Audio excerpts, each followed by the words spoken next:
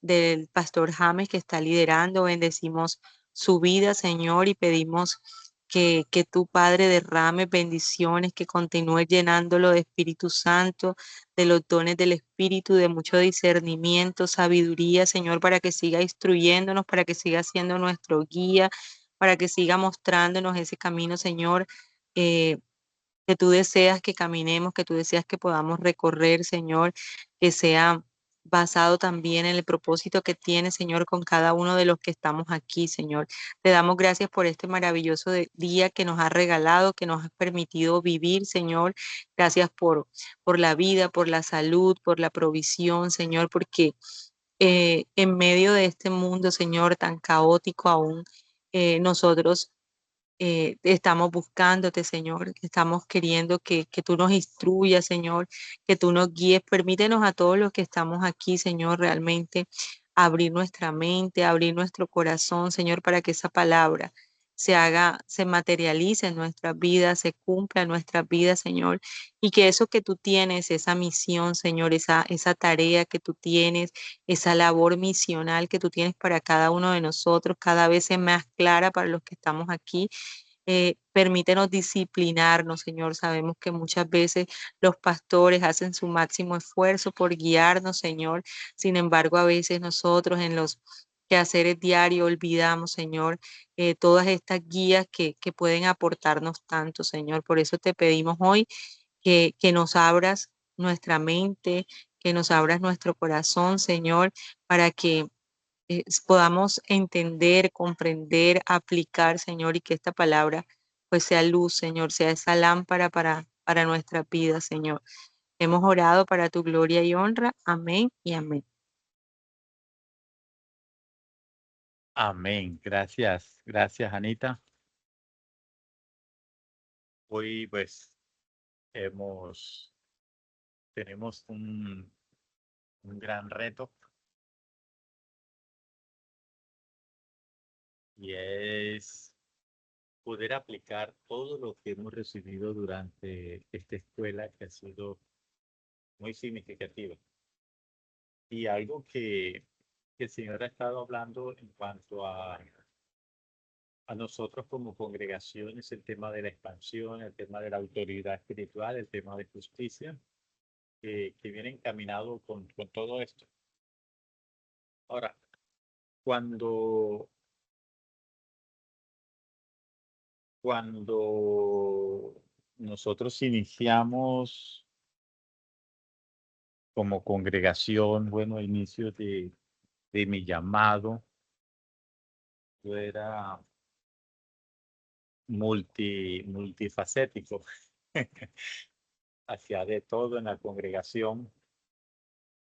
Cuando teníamos esos encuentros, teníamos ministrar sanidad interior, orar en las casas, echar fuera demonios. eh, Se hacían cosas muy extraordinarias, cosas muy poderosas. Y aunque todavía lo hacemos, no es realmente nuestro enfoque.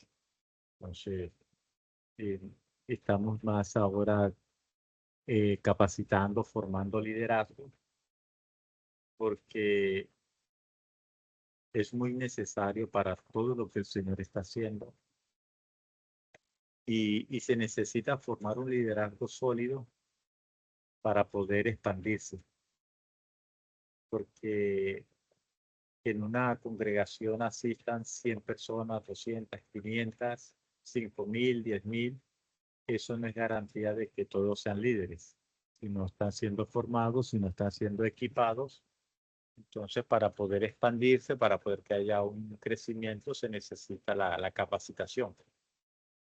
Y las personas pueden tener o el liderazgo, el pastor puede tener mucha pasión, puede tener santidad, obediencia, pero muchas veces hace falta lo que es la autoridad espiritual. Entonces, la autoridad espiritual viene encaminada o bien alineada con el llamado. Entonces, por eso mencionábamos anteriormente Por eso es importante entender el llamado, porque con el llamado viene la autoridad. Entonces, entonces esa autoridad espiritual se necesita para convocar, para enseñar, para ministrar, para hablar, en pocas palabras, para sostener esos procesos, para sostener la obra. La Biblia nos enseña que cada uno ministre conforme el don que le fue dado. Ahora, Dios empieza a traer un balance, digamos, cuando hay un equipo, porque lo que el Señor me ha dado a mí se complementa con lo que el Señor le ha dado al pastor Robertson, le ha dado a Marta, le ha dado a Rosita, a Sarita, a Ana, que tiene una capacidad de liderazgo, y a cada uno de ustedes. Entonces, por eso es importante formar equipos, y ahí es donde empieza a surgir el concepto de equipos apostólicos. Ahora, no quiere decir que todos sean apóstoles, porque el Señor nos ha dicho, nos ha mostrado que el ser apóstol es ser enviado. Como por ejemplo, Ana está haciendo grupo allá en Bosconia, entonces está con una labor apostólica. No quiere decir que ella sea apóstol, porque ella puede tener un llamado más pastoral, más magisterial, más de enseñanza, más de cuidado, y así sucesivamente, como por mencionar algunos ejemplos. Entonces, estos equipos apostólicos combinan diferentes ministerios y aumenta el peso de autoridad. Por eso es muy importante trabajar en equipos y manejarnos con libertad en ese concepto. Entonces, a veces las personas les da, les da temor decir de pronto que son profetas. Y si me equivoco, tranquilo, echando a perder se aprende. Entonces es importante mirar que muchas veces a los líderes se les coloca un techo, y principalmente cuando son líderes que hacen todos ellos solos. Entonces se empieza a haber un agotamiento de recursos. Entonces el límite no es la falta de carácter o santidad, sino la ausencia absoluta de autoridad combinada. O sea, la autoridad combinada es cuando está la autoridad del evangelista para enseñar, para ganar personas, la autoridad del maestro para enseñar, discipular, la autoridad del pastor para cuidar, del apóstol para establecer fundamentos, del profeta para abrir brechas, revelar pecados. Recordemos algo, ningún ministerio individual posee el peso de autoridad necesario para escalar sin fracturarse. Esta otra limitante que es el amor posesivo. Cuando hay una congregación que no ha alcanzado madurez, esto va a detener o va a ahogar el crecimiento o lo va allí a asfixiar. ¿Por qué? Porque va a exigir la presencia absoluta, constante de una sola figura. Como por ejemplo, cuando anteriormente me tocaba viajar, no sé, las personas, cuando sabían que yo no iba a estar, entonces las personas no iban. Entonces hay un carácter de ahí de inmadurez. Ahora, no estoy diciendo que eso, que eso lo hacían a propósito, intencional, sino por el mismo amor que ellos tienen hacia el liderazgo. Entonces empiezan a mostrar de pronto esa debilidad de carácter. Entonces es muy importante tener eso allí en cuenta. El otro tema es la falsa ayuda. Y, y algo que mencionaba ahorita Ana es esa parte. Ana mencionaba que las personas de pronto se sentían mal cuando decían que llegaban tarde, entonces ella decía que no le están fallando al Señor, perdón, que no están fallando a ella, sino al Señor. Lo mismo es con el tema este de la ayuda. Entonces, cuando la persona, un ejemplo, está diezmando o está ofrendando, lo está haciendo para Dios, no para dárselo al pastor. cuando una persona llega a una congregación y dice, no, mire, pastor, aquí te estoy ayudando a acomodar la silla, no, porque tú no lo estás haciendo para el pastor. Si tiene esa mentalidad, es una falsa ayuda, porque no está ayudando al pastor. Realmente Dios te trajo para que fueras parte de un equipo, fueras parte de una casa para poder honrar al Señor con tu servicio. Entonces esa mentalidad de estoy aquí para ayudar al pastor, o sea, es un reemplazo erróneo el mandato de servir a la comisión divina. O sea, si tú estás allí y estás haciendo el aseo es porque el Señor te comisionó, el Señor te envió para que hicieras eso. Si te tocó hacer aseo en el baño, el Señor fue el que te envió, no porque estás ayudando al pastor. Entonces hay que cambiar ese concepto de estoy ahí para ayudar. No, tú estás allí porque el Señor te envió. Incluso algo que nosotros hemos dicho a las personas es que si estás allí es porque, o si estás en nuestra casa ministerial es porque el Señor te trajo, no porque estaba cerca o porque no tenía más nada que hacer. Entonces, hay un modelo, incluso lo hemos ya compartido varias veces, un modelo obsoleto, un modelo viejo, el pastor es el que lo hace todo. Entonces, el pastor está arriba, como mejor dicho, en una jerarquía, y el resto están todos abajo, abajo, como un sistema piramidal. Eso no es bíblico, no es correcto, y es un modelo totalmente obsoleto. Entonces, donde hay una jerarquía tradicional, donde si el pastor no es el que predica, si el pastor no es el que lo hace todo, pues el pastor que toma todas las decisiones no va a funcionar. Y aunque esté rodeado de muchos asistentes y líderes genéricos, aunque dicen que son líderes, pero nada más de nombre. Entonces, para que pueda funcionar realmente un equipo, o sea, las personas tienen que estar en capacidad de tomar decisiones. Los otros días, el pastor Robertson, juntamente con su equipo de trabajo, hicieron una actividad, un giro de 180 grados, donde ministraron a los juveniles y eso fue extraordinario. Yo no pude asistir por tenía compromisos y pues me alegro de no haber podido asistir en el buen sentido de la palabra, porque eso también les permite al equipo poder crecer y no tienen una dependencia del pastor. Entonces, la congregación funciona si yo estoy o no estoy. Y eso debe suceder siempre así. Entonces, aquellos que están comenzando a formar equipos deben enfocarse en eso. Si estás o no estás, como dicen en el circo, la función debe continuar, deben seguir adelante. O sea, eso no depende de una sola persona. Para eso están formando equipos.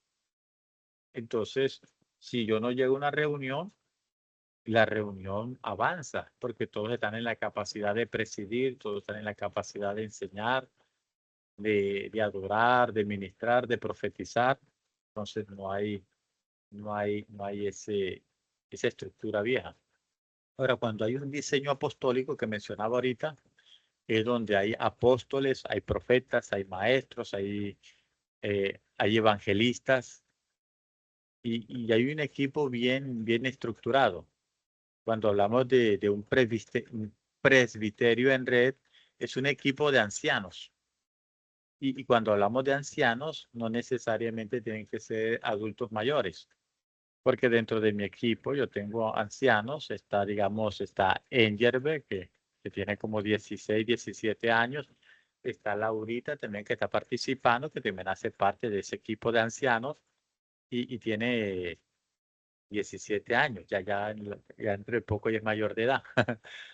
Eh, eh, pero mire y también tenemos personas adultas también, o sea, personas con responsabilidad, con una madurez en su llamado. Entonces, cuando hablamos de un equipo de ancianos, estamos hablando de personas con un llamado, con un liderazgo claro, que no necesitan que otro les esté impulsando, que el Espíritu Santo les habla y pueden avanzar en alguna tarea, en alguna asignación.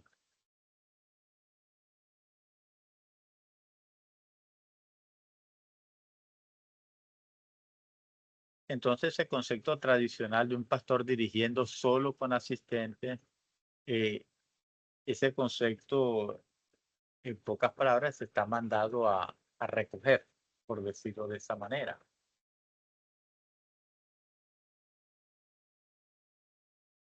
Entonces, el presbiterio, según el Nuevo Testamento, se refiere a un grupo de ancianos que gobiernan la iglesia local.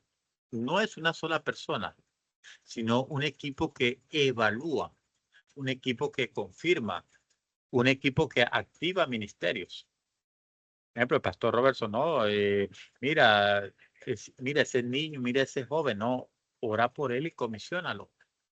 No, que va a hacer una visita, no, ora por él y comisionalo. Ya no necesitan que, en el caso de Rosita, en el caso de Marta, o sea, no, oren y envíen esas personas.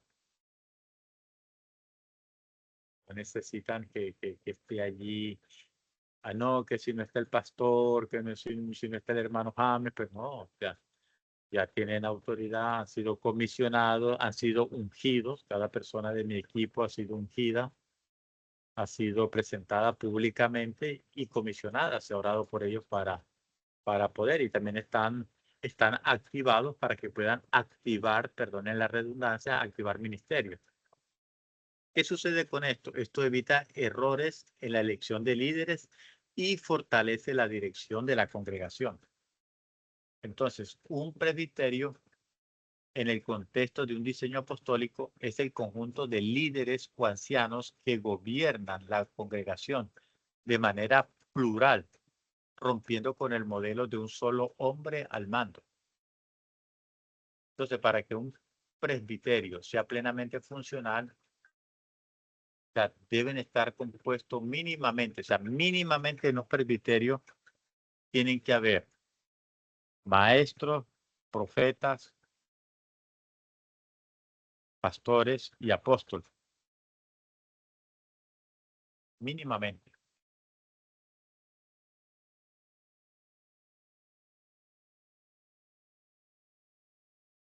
Entonces, hemos mencionado en discipulados anteriores que un apóstol es aquel que posee una unción pionera y progresiva, o sea, que abre rutas, que abre grupos, abre ministerios, empodera, trae fundamentos y eso ayuda a que otros ministerios progresen. Entonces, cuando hay un apóstol en casa, o sea, tu ministerio es activado.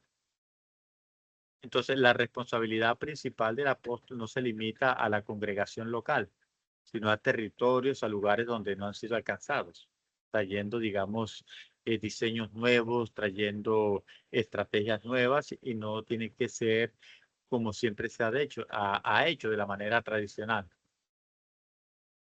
Un apóstol dentro del equipo tiene la gracia de identificar y posicionar a los líderes en sus puestos correctos. Como por ejemplo, en un equipo de fútbol sería como el director técnico, por decirlo de esa manera, haciendo una analogía. Entonces, el apóstol es encargado de colocar a las personas en los puestos correctos y realizar la ordenación de nuevos ancianos. Entonces, generalmente el apóstol es quien coordina el equipo y convoca a los demás integrantes, hace ese llamado, hace la convocatoria. En el caso de los profetas, trabajan junto a los apóstoles para equipar y activar ministerialmente a las personas.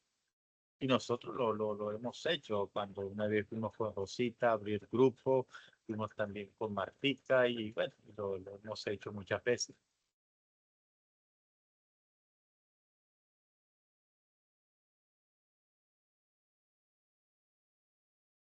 Entonces la función del profeta es soltar palabras que fertilizan, que traen frutos. Y llamado individual revelan diseños, fundamentos espirituales específicos para la casa. Los profetas aportan la dirección revelada para que la planificación no sea humana, sino guiada por Dios. Los maestros tienen la tarea de mantener a la iglesia en un nivel óptimo mediante la palabra de Dios. Los maestros se encargan de buscar las profundidades de la mente de Dios para dar enseñanza sólida y proveer el respaldo doctrinal a las palabras proféticas que recibe el equipo.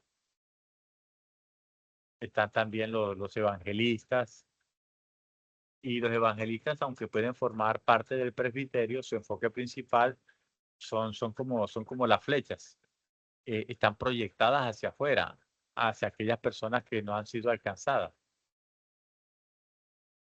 Y los evangelistas son los que se encargan de aquellos proyectos que no han sido proyectos de alcance, de orar por las personas, que las personas se sanen, milagros, nuevas familias en la congregación, son aquellas que tienen ese poder de convocatoria. No, vamos, vamos, te invito a mi grupo, te invito a mi casa y venga. Y tiene, digamos, ese respaldo, esa autoridad que mencionábamos ahorita. Los pastores, en este modelo, el pastor no es la máxima autoridad gubernamental, sino que el pastor trabaja entre las ovejas bajo la sujeción del presbiterio y un equipo de trabajo donde el pastor se somete a esa autoridad.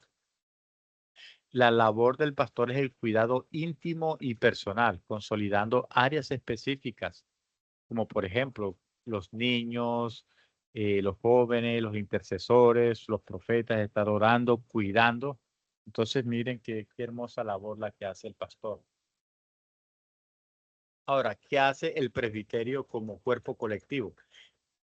El presbiterio no funciona por jerarquías aisladas, sino como un equipo que comparte el liderazgo de manera mutua.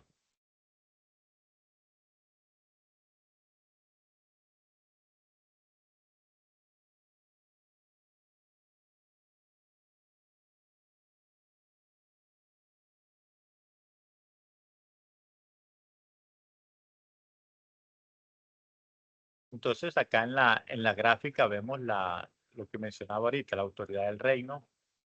Entonces, 3 a 5 personas con oficios distintos multiplica el peso espiritual de autoridad para abrir nuevos territorios.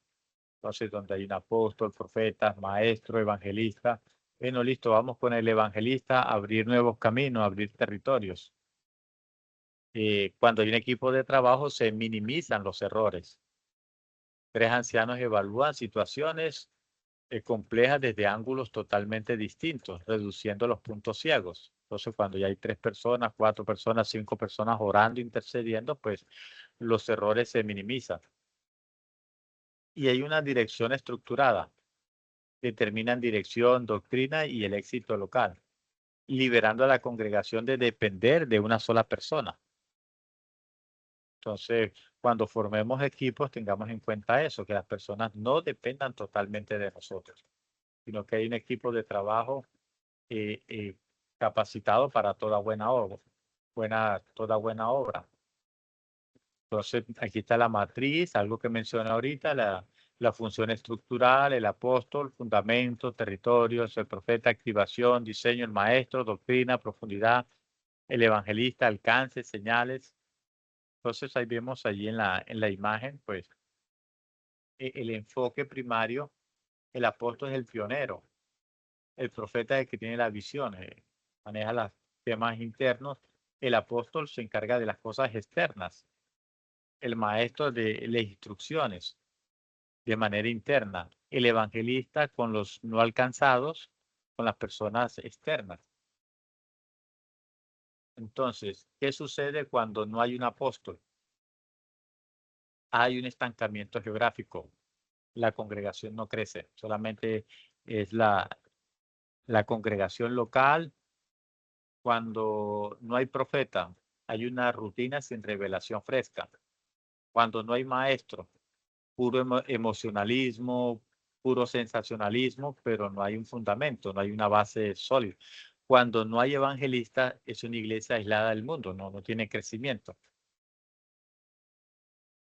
Entonces, el presbiterio requiere al menos 3 de estos oficios funcionando en sincronía. Entonces, miren la importancia, no es algo que si ustedes ven una iglesia pequeña que no ha crecido es porque estos ministerios no están funcionando.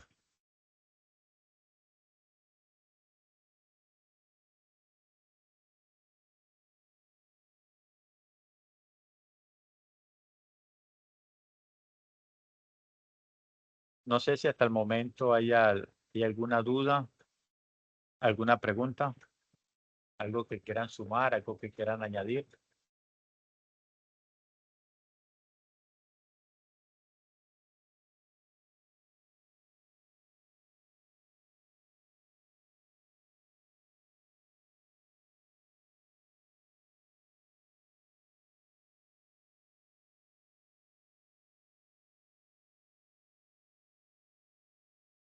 No, pastor, por el momento no hay duda.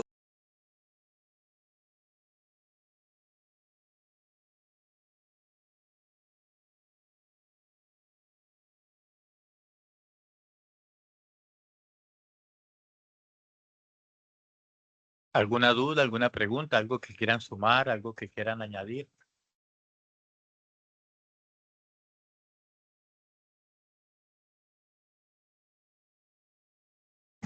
No, pastor, está muy interesante la clase.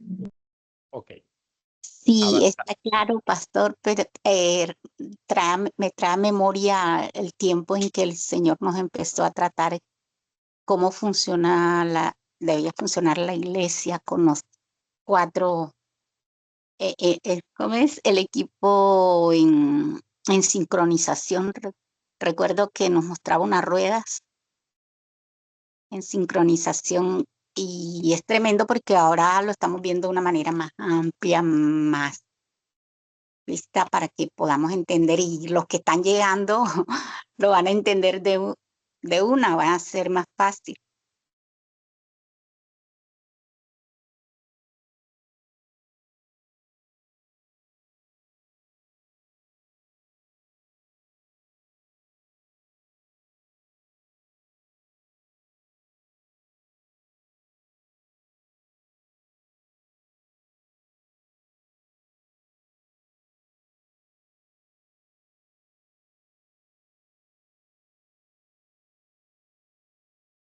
Sí, tremendo, Rosita, lo que menciona, incluso el pastor Robertson lo ha dicho muchas veces, lo ha mencionado, que muchas palabras nosotros recibimos, pero que no era el tiempo y no teníamos, digamos, esa luz, no teníamos esa revelación en cuanto a muchas cosas. Y para otras personas esto era una locura y terminaron migrando, terminaron yéndose de la congregación. Pero algo que mencionaba el pastor Robertson una vez que estamos conversando, o sea que muchas veces la salida de estas personas era necesario para poder avanzar, porque cuando una persona no comparte tu visión, va a ser de tropiezo, va a ser allí de estorbo. Ahora, no lo hacen intencionalmente, no es que sean unos antagonistas, no, o sea, sino que, le pongo un ejemplo. Cuando estamos haciendo la transición de una iglesia pastoral a una iglesia apostólica, entonces ya el pastor no se va a ver tanto en los asuntos de la congregación, sino más con temas externos, viajando, enseñando, capacitándose, formando. Entonces, cuando hay una congregación con mentalidad pastoral, quizá ya el pastor no para mucho en la iglesia, entonces las personas empiezan a orar para que el pastor no viaje tanto, para que el pastor pues esté más al pendiente de la iglesia. Entonces, esto de una u otra manera, esa oración es una oración contraria que causa de una u otra manera un freno, corta un poco el avance. Sí, me hago entender con el ejemplo, o sea, no lo hacen por mal, porque ellos aman a su pastor, quieren que el pastor siempre esté orando por ellos, si el pastor siempre los acompañe, porque lo aman mucho, pero digamos en función de un apostolado ya tiene que viajar, ya tiene que hacer otras actividades, enfocarse en otras áreas, entonces sí me hago entender con el ejemplo, ¿cierto?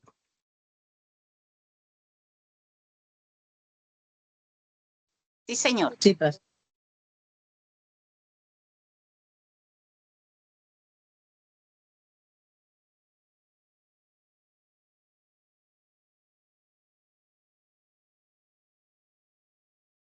Entonces podemos entender que estas personas no lo hacen por algo malo. Ahora, ¿qué hace el presbiterio como cuerpo colectivo? El presbiterio no funciona por jerarquías aisladas, sino como un equipo que comparte el liderazgo de manera mutua. Y es algo tremendo. Bueno, ayer estuvimos con Martica y con el pastor Robertson, con Laurita, que nos invitaron. El pastor Robertson tomó una foto y le envió ahí al grupo. Y allá había un muchacho que estaba cantando y es un profeta de Dios tremendo. Y él estuvo con nosotros en la congregación, pero se fue hacia otro lugar. Entonces, yo le decía, mira, extrañaba mucho el poder ministrar contigo, porque realmente es una persona muy amada, muy querida. Pero bueno, el Señor le guió a otro lugar y eso es respetable. Entonces, cuando podemos entender la función del presbiterio, esto no va a funcionar por jerarquías, sino con un equipo que comparte el liderazgo de manera mutua, que si uno va a cantar, incluso nos ha pasado con el pastor Robertson, o sea, estando allá donde Marta, allá en Ondas del Caribe, incluso hasta en las adoraciones, sin que nos pusiéramos de acuerdo, ya él tenía las adoraciones que se iban a utilizar y eran las que yo estaba necesitando, o la palabra, como sucedió el domingo antes pasado también, o sea, hay un fluir, hay un mover, que incluso a veces sin necesidad de reunirnos ya sabemos qué es lo que hay que hacer. Entonces, eso es compartir el liderazgo de manera mutua. Ahora, ¿cuáles son las funciones principales de un presbiterio? Tomar decisiones por acuerdo. El Señor un diciembre, hace ya varios diciembres, y al fin de año nos da una palabra del acuerdo a la sincronización. Ahorita que Rosita mencionaba el tema de las rueditas, de esa estructura, de ese engranaje, del acuerdo a la sincronización, porque primero uno tiene que estar en acuerdo para poder estar sincronizado. Entonces, hay que tomar decisiones por acuerdo. Incluso cuando yo me he reunido con el equipo, le pregunto, ¿estamos de acuerdo?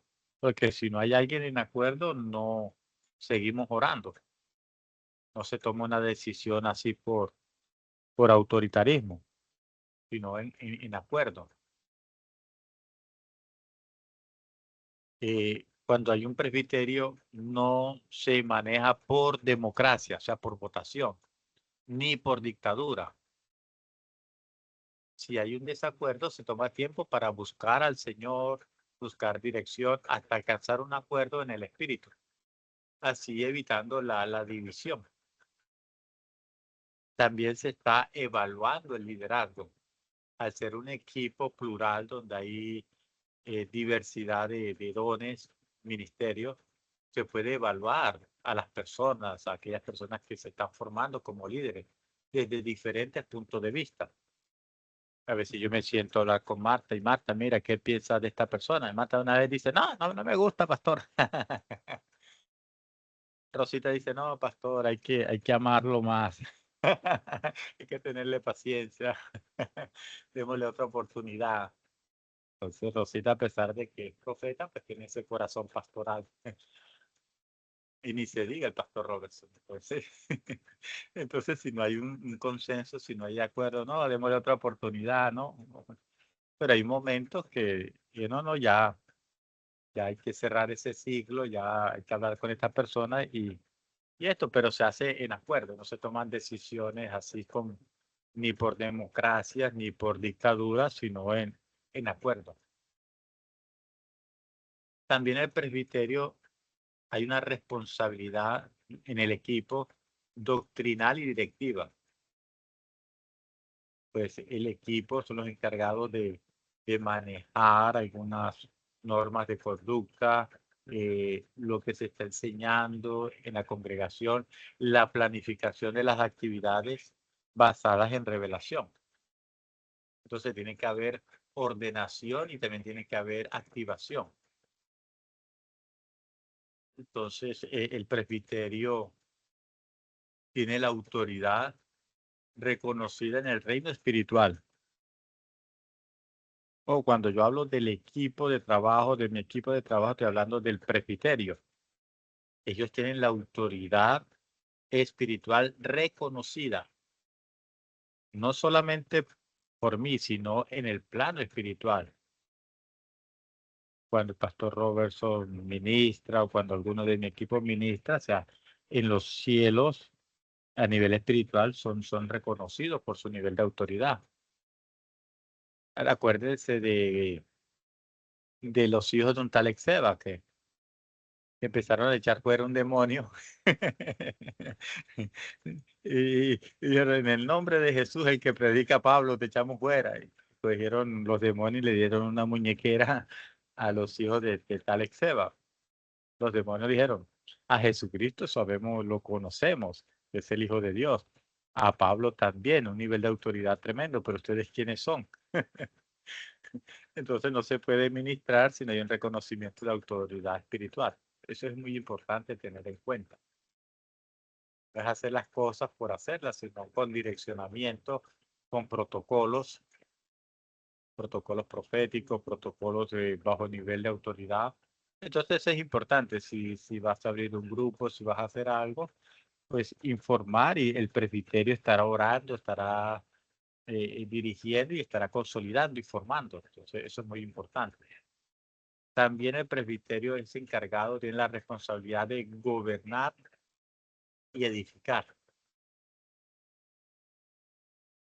El objetivo final es que la iglesia o la congregación sea edificada correctamente y que el peso de la responsabilidad no destruya a un solo líder, sino que se distribuya para ganar terreno más rápido. Como mencionaba ahorita, muchos años atrás, si el pastor no estaba, pues no se iniciaba el servicio, no se iniciaba la reunión, no, la reunión avanza, porque hay un equipo que trabaja, un equipo encargado de funcionar, que conoce cuál es su función, su activación.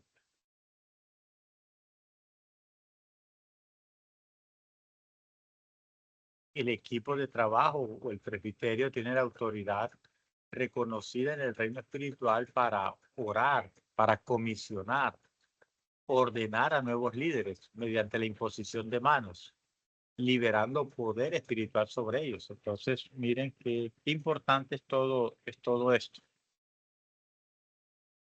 Entonces, cuando empezamos allá a redefinir lo que es la función o el rol pastoral, el diseño de Dios designa al pastor para tratar con las ovejas de manera íntima y de manera personal, no para gobernar la macroestructura. El pastor huele a oveja, está inmerso en la congregación, es sana, cuida, conoce por nombre. Entonces ya es tiempo de decirle adiós a ese líder genérico, a alguien que está siempre que quiere controlar todo, ¿no? Para eso están los equipos de trabajo, está el presbiterio, que puede atender situaciones, haciendo trabajo pastoral y deben ser reconocidos como tal. También hay una sujeción estructural.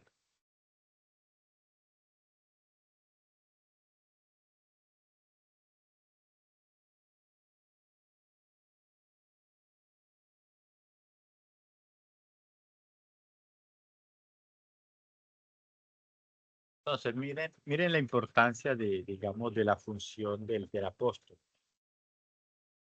o del equipo. Cuando hay un equipo apostólico, un presbiterio apostólico, se ora por la persona. Como de pronto lo están mirando ahí en la gráfica, es como un carrito que necesita como que un pequeño empujoncito para poder arrancar. Entonces, esa impartición apostólica es el empuje inicial para que la persona pueda ser activada, para que ese ministerio pueda ser activado y avanzar. Entonces, ¿cuál es la dinámica de la activación? Enviar un correo electrónico con un nombramiento no tiene peso espiritual. Y de pronto un WhatsApp, mira, tú eres esto. No, no. Eso no tiene peso espiritual. La verdadera activación, escuchen, la verdadera activación requiere impartición física. El presbiterio se reúna, le pongan manos, unjan con aceite y comisiones. Entonces se empiezan allí a fertilizar. Entonces los apóstoles y profetas desatan aquellos dones que están ocultos mediante la imposición de manos públicas. Entonces hay una energía inicial como ese empuje y funciona como un empujón, digamos un carro que no tiene motor y que empieza a superar allí la resistencia estática, como por que está en una, imagínense que hay un cerro, hay una montaña y hay un carro que no tiene motor, pero que para que pueda avanzar necesita un pequeño empujoncito para que pueda bajar cuesta abajo. Entonces, eso es lo que hace, digamos, la impartición apostólica. Ahora, cuando hay esa impartición, es una aceleración. Eso ahorra años de prueba y error, liberando tecnología espiritual directamente. Entonces, eso es muy, muy importante. Muy importante tener allí en cuenta.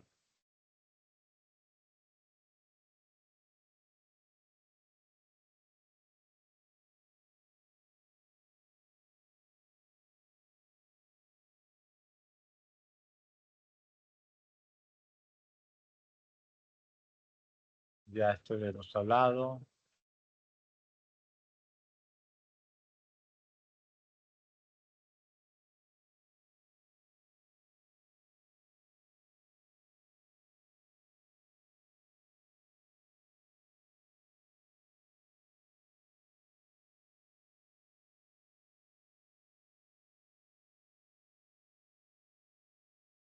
No sé si hasta el momento hay alguna duda, alguna pregunta.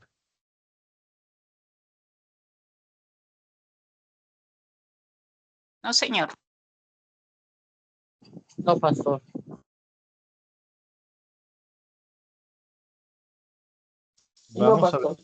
Vamos a ver un poquito.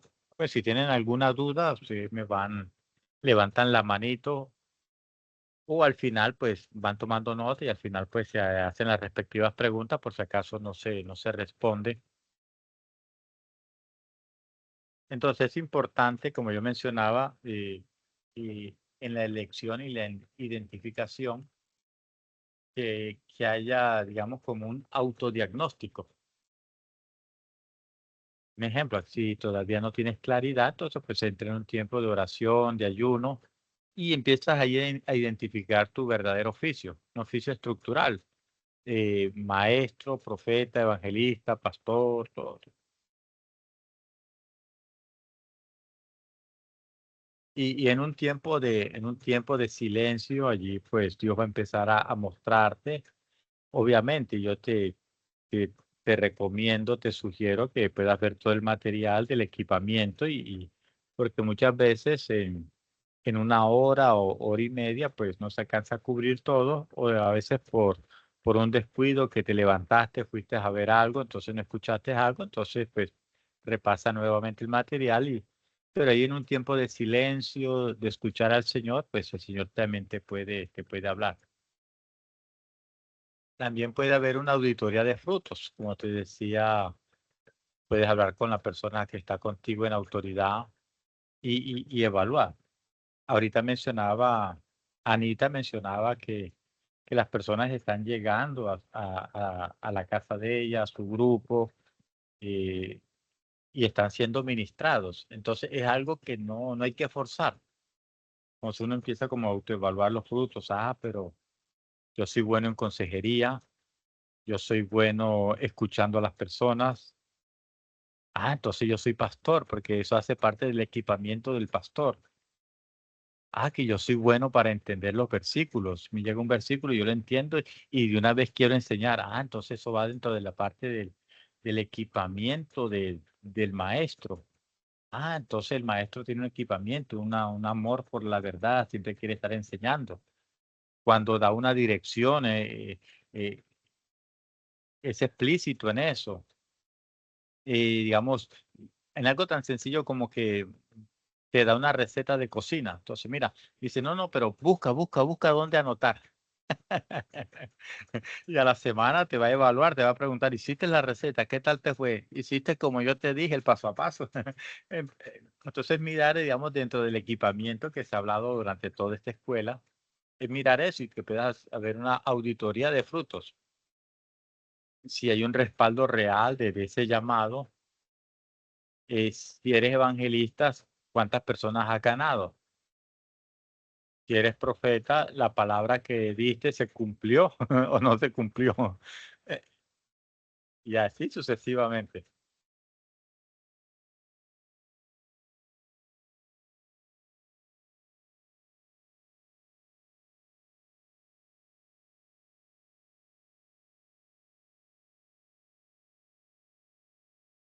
Entonces tiene que haber una autoidentificación y prueba. Entonces, en la práctica se puede pedir a los integrantes que busquen al Señor mediante ayuno, oración, y los resultados van a respaldar ese llamado antes de hacerlo público. Después viene lo que es la activación de los dones. La activación es como como mencionaba ahorita, ese empujón inicial. La función de los apóstoles, profetas, están ungidos para liberar, para activar los dones dentro del liderazgo. Entonces yo les mencionaba ahorita que anoche estuvimos en un servicio y fue tremendo porque el Señor allí empezó a hablar. Pero el Señor también empezaba a recordar algo, digamos, cuando yo le decía a esta persona, mira, extrañaba ministrar contigo. Era, digamos, esos tiempos de administración, digamos que yo como anciano de la casa decía, mira, se activa el manto profético, se activa esto otro. Entonces, y como autoridad de la casa, pues yo activaba dones y ellos empezaban a profetizar y empezaban a hacer unas cosas tremendas allí en el Señor. Entonces empezaba ya a activar, a profetizar, a enseñar y era algo tremendo. Los instrumentos empezaban allí a profetizar y eso era algo hermoso.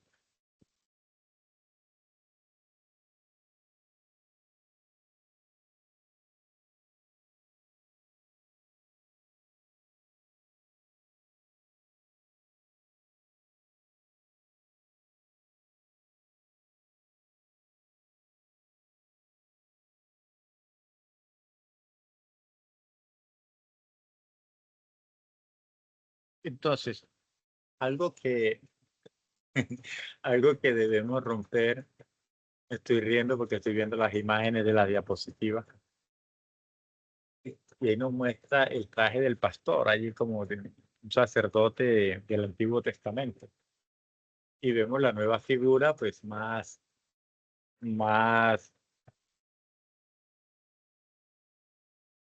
cibernética, más actualizada.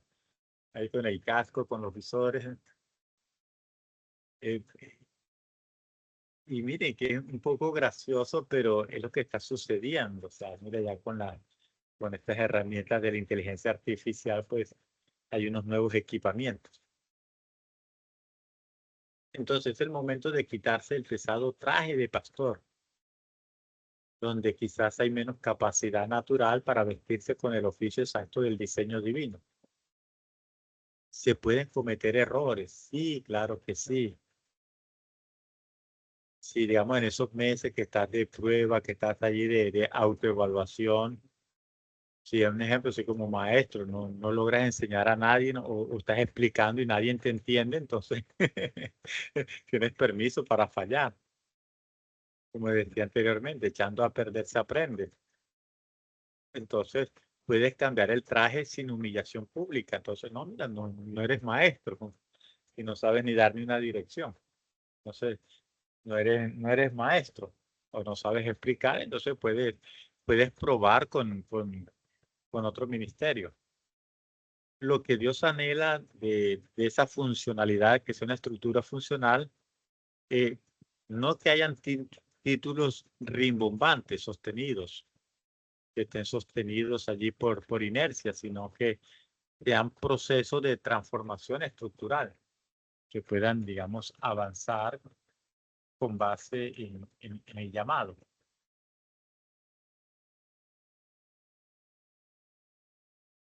Entonces vemos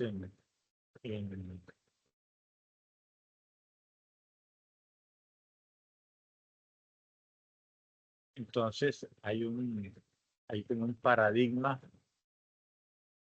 y que hay que romper. O sea, hay muchas cosas que, pues, que obviamente, pues, las personas vienen enmarcadas con una tradicionalidad que les cuesta entender. Entonces, si estuviste en ese tiempo de ayuno, de oración, ese tiempo de silencio, entonces ya van a orar por ti, entonces vas a pasar del silencio a la autoridad pública. Entonces, la ordenación, el comisionamiento no es un simple anuncio, es delegar peso espiritual sobre una plataforma funcional inamovible. Entonces, ¿cuál es la acción? Imposición de manos públicas para transferir peso, dignidad y reconocimiento oficial frente a toda la congregación. Un ejemplo, Anita decía que hay un grupo así, entonces es importante que pueda ir una persona con autoridad, que pueda orar por ella públicamente delante de esas personas y que la puedan reconocer como una persona de autoridad en ese sector. De pronto, Ana puede decir, no, pero es que no es necesario. No, sí es necesario. Espiritualmente es necesario. Y es importante porque va a haber un peso mayor de autoridad y va a haber un respaldo y una credibilidad. En las escrituras, ahí en Hechos 14:23, dice que constituyeron ancianos en cada ciudad, presbiterio, orando con ayunos y encomendándolos al Señor. En número 27:20, el Señor le está hablando allá a Moisés y sobre los ancianos que escogió. Dice, pondrás de tu dignidad, o sea, de tu autoridad, de tu capacidad, aquello que te hace digno como líder sobre la persona para que toda la congregación le obedezca. ¿Sí vieron que es importante?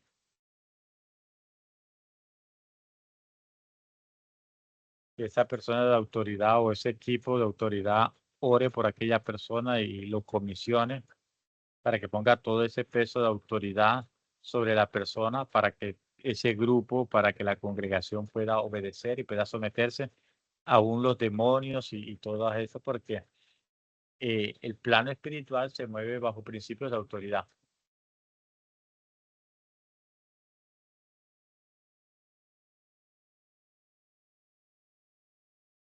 Entonces, vamos a ver algunos ejemplos de iglesias apostólicas. Y la primera que inició con ese modelo fue la iglesia de Antioquía. La iglesia de Antioquía tenía apóstoles, profetas y maestros. Desde allí se enviaron equipos apostólicos que impactaron regiones y naciones. Y la iglesia de Antioquía es considerada una iglesia modelo por su carácter gubernamental y misionero.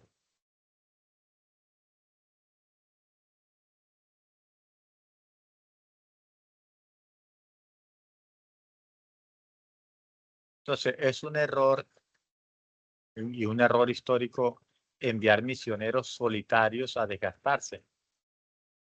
Entonces, ¿qué hace el diseño apostólico? Exporta equipo de gobiernos completos.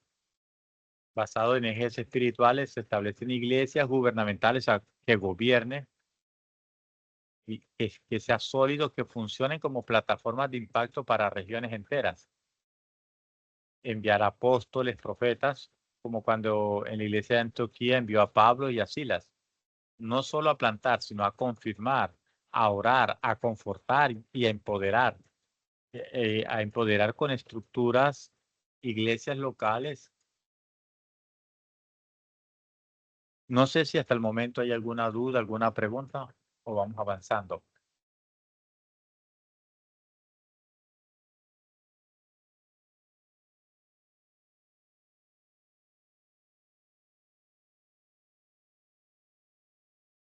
No, señor, no hay duda. Podemos avanzar, pastor.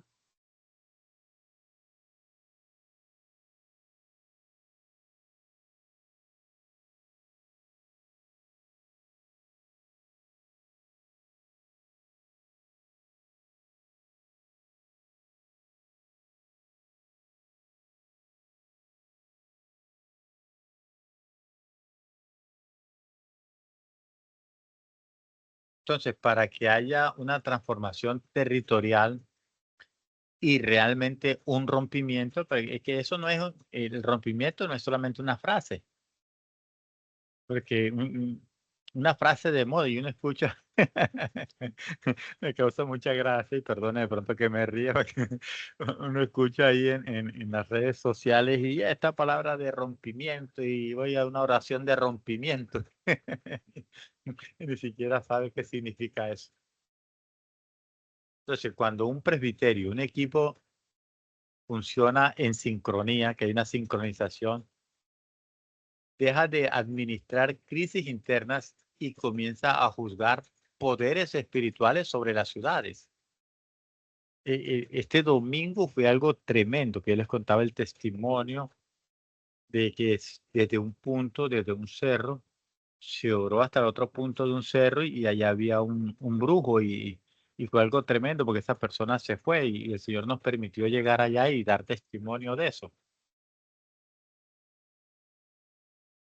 Entonces, cuando hay un presbiterio, podemos ir a los ríos, orar, cambiar el clima, el orden público, los gobiernos. O sea, para nosotros no es tan relevante que gobierne X candidato, que sea un tigre, que sea una paloma, que sea el que quiera ser. O sea, eso no.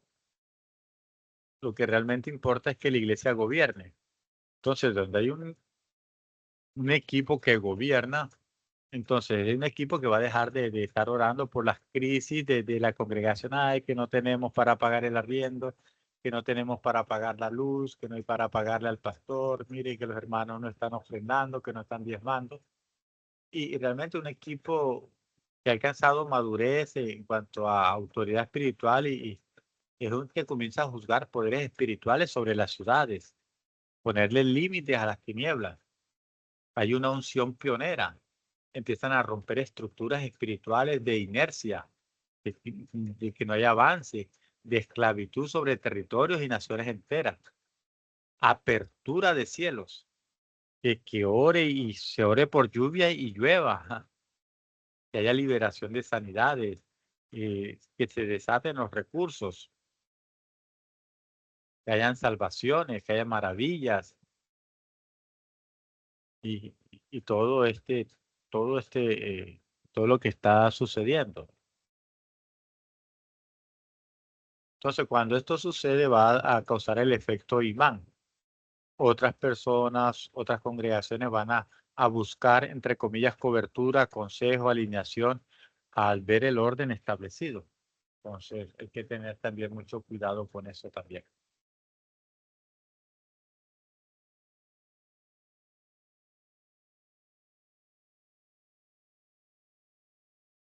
¿Cuál es el diseño original? Todo lo natural es copia de lo espiritual. O sea, cuando uno ve en el plano natural algo, eso es copia de lo espiritual.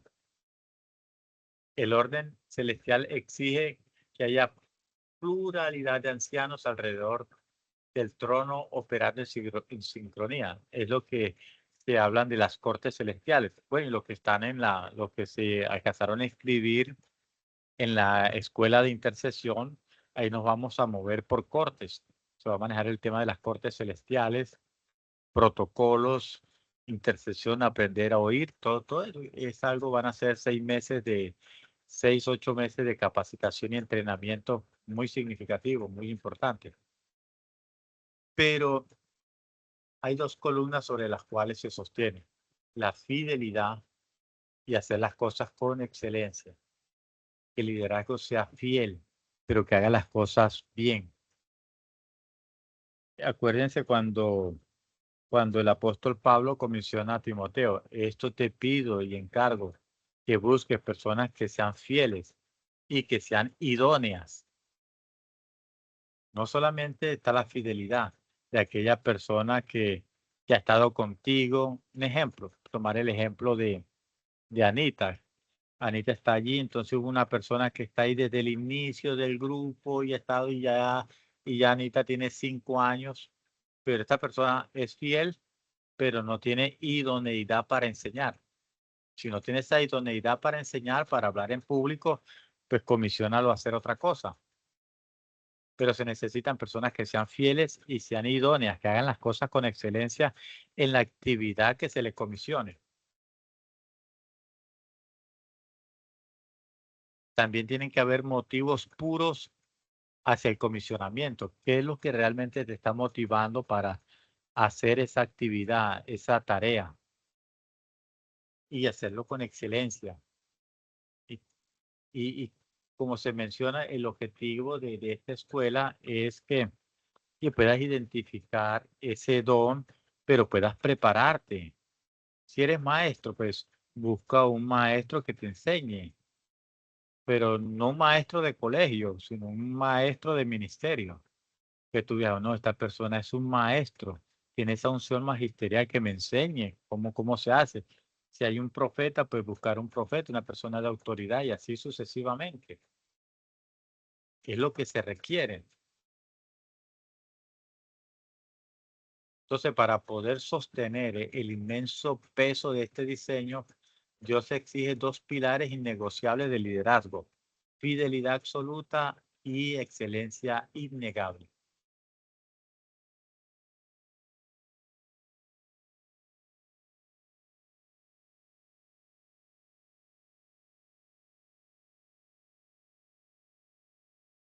Entonces, ya para ir cerrando este tiempo,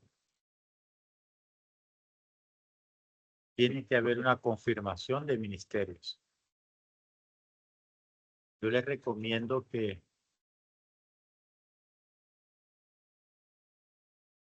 cada persona pueda reconocer su llamado, su ministerio, como apóstol, profeta, maestro, evangelista, pastor, y que empiecen a funcionar en ese rol.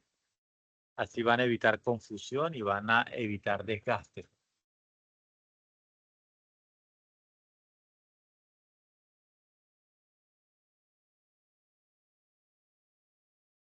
La Iglesia Apostólica tiene más esperanza sobre la comunidad y la nación.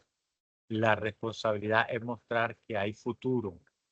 Incluso en medio de la crisis, hay futuro, hay esperanza.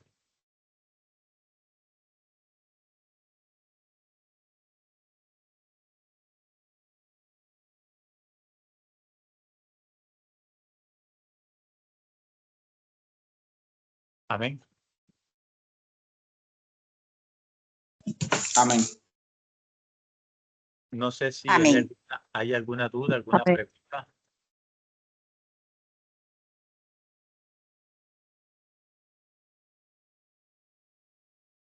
No, señor. Pastor Robertson, por favor, suspende la grabación para ya orar por las personas.